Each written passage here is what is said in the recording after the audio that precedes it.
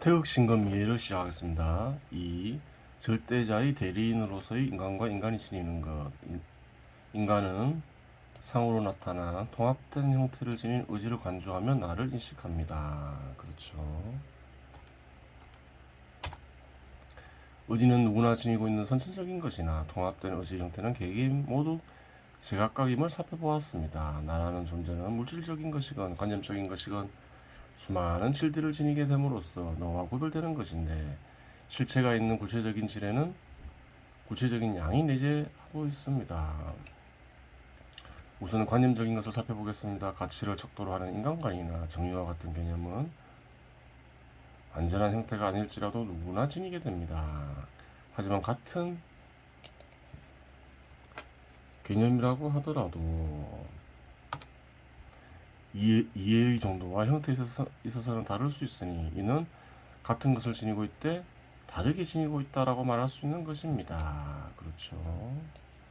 이해의 정도와 형태는 다 다르죠. 형태가 다르다고 하면 기업가는 상품 가격과 유의한 형태로 개념들을 살펴볼 것이며, 그 정의를 살펴볼 수 있겠죠. 근로자들은 제공하는 활동과 임금이라는 형태로 개념들을 살펴볼 것입니다. 취한 입장마다 다른 형태로 살펴본다, 뭐 그런 말이겠죠.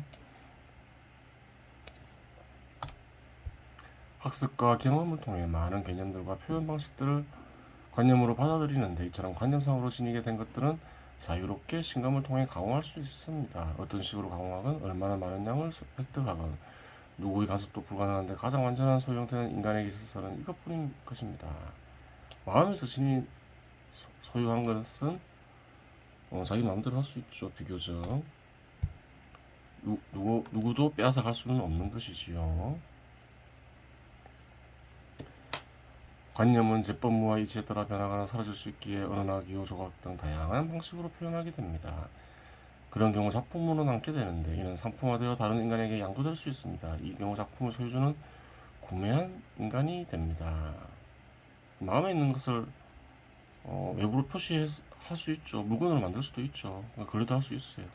하지만 작품 속에 담긴 관념은 작품을 소유한 소유주의 것이 아닙니다. 여기서 표절의 문제가 상상됩니다. 소설의 경우 일상적인 표현이 많이 나오는데, 잠에서 깨어났다와 같은 표현은 일상적인 표현이라서 그대로 쓴다고 하여 표절이라고 하지 않습니다. 또한 절대자, 보편, 특수, 객관, 주관과 같은 보편적 개념을 담고 있는 단어 역시 누구나 사용할 수 있다는 점에서 표절과 무관합니다. 누구나 이런 단어들을 쓸 수 있겠죠. 또한 소설이라는 형식 역시 작가가 개발한 형식이 아니지만 자유롭게 사용할 수 있습니다. 그래요. 종합적으로 판단해 보건대, 표절은 특정 개인의 고도의 사유가 간직된 표현을 임의로 도용하는 경우를 가리킵니다. 보통 그렇죠. 사유가 간직된 표현, 독창적인 표현을 그래요. 쓰면 도용했으면 표절이라고 하죠. 하나는 분열되어 개체를 이루고 개체들은 제각각 기능을 수행하며 일체를 이루니, 원인이 결과를 낳고 결과가 원인을 낳아 관계 속에서 저마다 뜻이 연연하느니라. 여기는 어떤 사유가 간직되어 있죠. 일상적인 표현은 아니죠. 일체, 원인, 결과, 관계라는 단어들은 보편적 단어들이기에 누구나 사용할 수 있습니다. 하지만 문장이 되기 위해서는 사유가 선행해야 하기에 위 문장을 누군가 출처 없이 사용하면 표절이 되는 것입니다. 하지만 이 역시 문제가 있습니다. 이런 깨달음과 연관된 문장은 스스로의 힘으로 누군가가 남겼을 수도 있고, 미래의 스스로의 깨달음으로 남길 수도 있는 것이기 때문입니다. 따라서 진정한 표절은 형태를 지닌 의지가 사리 사욕을 추구하고 사유 없이 다른 인간의 사유의 결과를 도용하는 것이라고 하겠습니다. 동일한 사유도 할 수 있다는 거예요. 인용에도 의지가 담기게 되는데, 태극신검에서는 문장 속에 담겨있는 뜻에 동의하거나 지속적으로 살펴볼 필요가 있다거나, 전달하려는 뜻을 누군가 이미 좋은 문장으로 표현해 놓아 굳이 별도의 문장을 만들 필요가 없을 때 인용됩니다. 그래서 이 글에서는 그렇다는 거예요. 하여간 사유의 결과물인 작품이 외부로 유출되는 순간 혼란은 필연적으로 발생합니다. 어디서 어디까지가 나의 것이고 나의 것이 아닌가라는 문제가 발생하는 것입니다. 여기서 정의 문제가 다시 부상하고, 사회적 규정이 발생하게 되면 사회적 개념이 필요해지는데 그 개념이 소유인 것입니다. 이는 선천적으로 사회에서 발생할 수밖에 없는 개념으로 사회 내 존재하는 절대적 개념이기도 합니다. 그래요. 사회란 것은 소유를 바탕으로 또 이루어지고 있다. 이 말이죠. 절대적 개념이란 말은. 또 다른 관념적인 것에는 기술이 있습니다. 인간은 특정한 기술을 지님으로써 만물의 변형을 가하여 필요한 것들을 만들어낼 수 있습니다. 사회에는 다양한 기술들이 존재하는데 이는 역사적으로 축적된 것이고 문명이 발달한 사회일수록 축적된 기술의 종류가 많을 수밖에 없습니다. 기술 속에는 개념이 유용이 간직되어 있습니다. 그렇죠. 따라서 기술에 간직된 개념에는 난이도가 존재하기에 필요로 하는 학습과 경험의 양이 다릅니다. 이처럼 인간은 사회적 생명활동을 하는 가운데 기술을 지니게 되는데 기술은 사회적 생명활동을 하는데 필수적인 것이기도 하며 학습과 경험을 통해 얻는다는 점에서 후천적인 것이기도 합니다. 인간은 많은 것을 지닐 수 있다 이 말이죠. 관념적인 것이건 무책은 인간은 전 인생에 걸쳐 관계를 맺으며 관계에 의해 형성된 형식 속에 존재하게 됩니다. 태어나면서 통상적으로 특정한 가정 속의 한 인간이라는 형식 및 특정 국가 속의 국민으로서의 인간이라는 형식을 지니게 되는데 직업을 가지게 되면 특정 집단의 구성원이라는 형식을 지니게 됩니다. 이러한 관계 속에는 권리와 의무가 간직되어 있는데 형식 속에 포함되면 권리와 의무를 동시에 지니게 됩니다. 또한 이러한 형식은 위치를 상승시키고 위치는 위력을 상승시키는 바 자연히 위치와 위력도 지니게 됩니다. 그래요.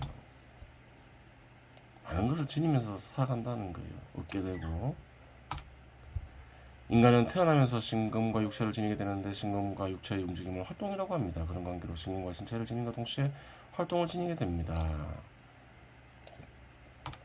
신금의 움직임을 일반적으로 사유라고 표현하는데 혼란을 방지하기 위해서 심동으로 규정하는 것이 바람직합니다. 따라서 육체적 활동의 가치의 중점이 맞추어지면 노동으로 파악하고 신금의 움직임의 가치의 중점이 맞추어지면 심동으로 파악하면 됩니다. 외부 대상과 접촉하는 것은 사회적 규정을 받게 됩니다. 소유란 사회적 개념으로 제한이 간직되어 있습니다. 신체는 한 인간의 것으로 사회적으로 인정되지만 현실에서 그렇다는 거죠. 정의에 위배되는 행동을 하지 않았다고 하더라도 제한이 가해질 수 있습니다. 소유에도 제한이 가해지고 있다. 이 말이죠. 예를 들어 마약을 하건 성매매를 하건 몸을 마음대로 사용할 수 있어야 하는데 국가는 너희 것임을 인정하면서도 마음대로 몸을 사용하지 못하게 하는 것입니다. 그래요. 육체의 소유를 인정하면서도 각 영혼에게 또 마음대로 사용하지 못하게 하고 있죠. 제한이 가해지고 있다 이 말이죠. 하지만 역사적으로 보면 정의에 위배되지 않는 제한 하에서 광범위한 사용이 허용되는 추세에 있습니다. 그렇죠. 이건 더 정확하겠죠. 사회적 정의라고 하면 과거에는 신분제가 존재해서 육체의 활동 나아가 신동조차도 개인의 것으로 인식되지 않던 시대가 있었습니다.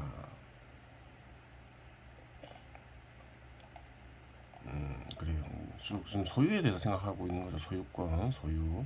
인간은 외부 대상에 변형을 가하기도 하며 사용하기도 합니다. 돌멩이나 나무 조각, 철 토지와 같은 물질을 변형시켜 필요한 형태로 만들어 지닐 수도 있고 사용할 수도 있습니다. 독점적으로 지녀서 사용할 수 있는 것을 점유라고 합니다. 점유와 소유를 구별할 수 있어야 되겠죠. 사회적으로 인정되는 소유주가 없는 대상이라면 점유가 곧 소유로 이어지는 경우 역시 존재합니다. 하지만 소유주가 있다면 점유하더라도 소유가 될 수 없습니다. 소유주가 있는 것을 강제로 점유하거나 나아가서 소유하려는 의지와 악한 행위라고 하는데 특히 그러한 행위를 가리켜 범죄 중 하나인 도둑질이라고 합니다. 그렇죠. 남의 물건을 허가 없이 지니고 사용한다거나 다른 인간의 육체를 겁탈하거나 겁탈 역시 자기 것이 아닌 육체를 강제로 지녀서 사용하는 것입니다. 인신매매를 통해 어떤 인간의 활동을 강제로 지녀서 사용한다거나 하는 행위들이 남의 것을 강제로 점유하려는 행위로 악한 행위의 번제가 되는 것입니다. 법으로 처벌할 수도 있고 안 할 수도 있겠으나 간통 역시 보성상 범죄에 해당합니다. 가족의 경우 서로 인격을 소유할 수는 없으나 관계를 서로 소유하게 있기 때문입니다. 관계라는 것이 보이진 않지만 존재하고 지닐 수 있는 것입니다. 지닐 수 있는 것은 많다는 거예요. 관계도 지닐 수 있고 소유할 수 있다는 거죠. 그러면 소유와 점유를 구별할 기준이 필요하게 되는데 구별하는 기준은 처분 권한이 됩니다. 독점적으로 어떤 대상을 사용하더라도 처분 권한이 없다면 점유한 것이 소유한 것은 아닙니다. 반면에 어떤 대상을 독점적으로 사용하며 처분 권한이 존재한다면 그 대상을 소유한 것이 됩니다. 계약을 통해 일정 기간 소유한 대상을 다른 사람에게 점유하게 하고 대가를 획득할 수 있는데 이는 일정 기간 점유권을 대가와 교환한 것으로 일종의 처분권을 행사한 것이며 이득을 얻기 위한 수단으로 독점적 사용을 허용한 것이지 점유기간 내 독점적 사용이 불가능하다고 해서 소유하지 않은 것은 아닙니다. 그래요. 소유권에는 점유권이 포함되겠죠. 소유권 안에는 점유권이 있고 또 처분권이 있는 거죠. 점유권은 그냥 사용할 수 있는 권리인 거죠. 점유하지 않고 대가를 획득하는 수단으로 사용했다는 의미입니다. 그래요. 처분권을 제외한 점유권, 사용할 수 있는 권리를 거래할 수도 있는 거죠. 일정 기간. 그리하여 다음과 같은 문장이 성립하는 것입니다. 나는 많은 것들을 일체로 지니고 있고 지닐 수 있다. 고로 존재한다. 소유의 중요성을 얘기하는 거죠. 소유권은 뭔가요?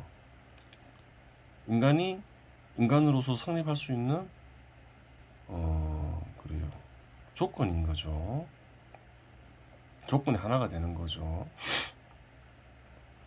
그래요. 육체를 소유하고 육체를 이용한 활동을 소유하고 물건을 소유하고 그래요.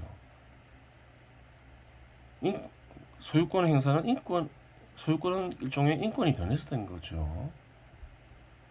소유권이 잘 되는 곳에서는 인권이 잘 보장되겠죠. 소유권이 보장되지 않는 곳에서는 그래요. 인권이 없겠죠. 소유권의 제한이 많은 곳에서는 인권의 제한 역시 많겠죠. 그렇게 되는 거예요. 왜? 인권은 소유를 통해서 발휘되기 때문에 그래요. 그래서 공산주의에서는 어떤가요? 소유권이 없으면 인권이 더 잘 보장된다고 하지만 그것은 거짓이겠죠. 왜? 인권은 소유권을 통해서 실현되기 때문에 그런 거예요. 나라는 존재는 구체적인 질들이 통합으로 나타나는 상인관계로 많은 과거의 구토자들이 탐욕을 버리고 마음을 비우라고 말하는 이유도 나라는 상이 왜곡된 시각에 의해 나타날 경우 구체적 무화에 새겨지는 관념은 삿된 견해가 되고 삿된 견해는 진리에 이르는 것을 방해할 뿐 아니라 다른 이들에게 해를 끼칠 수도 있기 때문입니다. 럭스 작용을 소멸시켜라. 나이 떠올림을 그쳐라. 그것과 소유권과는 무관한 것이다. 다른 것을 선망하고 있는 것이다. 그렇게 얘기하고 있는 것이지요. 그래요. 태널 금화정지를 보겠습니다. 여기서부터 하면 되죠. 지수차법. 입법을 고수하는 것 지키면 자연 정수 충족. 그래요. 절로 물로 표시되는 정이 차오르고 신화 발생, 불로 표시되는 신이 생기며 땅으로 표시되는 의토 응정, 땅으로 표시되는 의가 엉기어 자리 잡는다. 이 성태가 결의, 그리하여 성스러운 태아가 맺어진다. 다 비유적 표현이죠. 성태벽은 다 설명했죠. 그래요. 앞에서 설명한 건 뭔가요? 럭스 작용을 억눌러라. 그러면 이제 얼이 작용하겠죠. 얼은 어떤가는 신이 변해서 된 것이다. 그렇게 얘기했죠. 그러면 어떻게 되나요? 정수는 어떤가는 신이라 했죠. 어떤가는 신이 깃들고 이 말이겠죠. 신화 발생. 어떤가는 신의 뜻이죠. 신화는 신의 뜻이 드러나고 의토 응정. 어떤가는 신의 마음이 드러난다 이 말이죠. 이 성태가 결의. 무슨 말? 성태는 뭔가요? 그러면 성스러운 태아라 했죠. 성스러운 태아가 생긴다.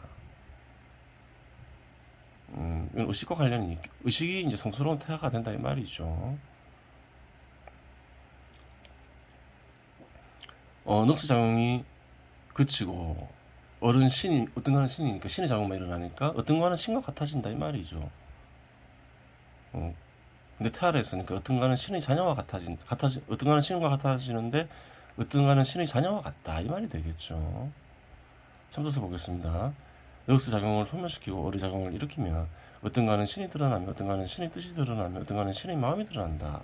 그리하여 의식은 어떤 거는 신과 같아져 어떤 거는 신의 자녀처럼 보인다. 그렇죠. 강난전환 쇳덩구리가 쇳덩을 굴리는데 이환중생배 쇳덩구리 쇳덩 안에 흰빛이 생긴다. 비유적 표현이죠. 쇳덩구리는 그래요. 의식이 되겠죠. 의식이 정성스럽게 쇳덩을 굴리면 그래요. 쇳덩은 뭐가 되나요? 이런 신이 뜻이 되겠죠. 이런 신의 뜻을 드러내기를 반복하면 흰빛이 생긴다. 이런 신이 마음에 드러난다. 그것을 쇳덩구리가 쇳덩을 굴리는 것을 비유한 거예요. 신주진 지순 공야 신을 쏟아부으면 신을 쏟아부은 순수한 공로이다. 비유적 표현이죠. 쇳덩구리가 쇳덩을 정성스럽게 굴리면 그 속에서 흰빛이 나오는데 그것은 신을 쏟아부은 공로이다. 비유적 표현이에요.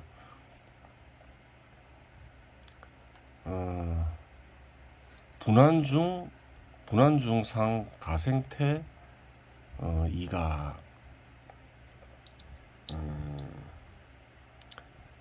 그래요.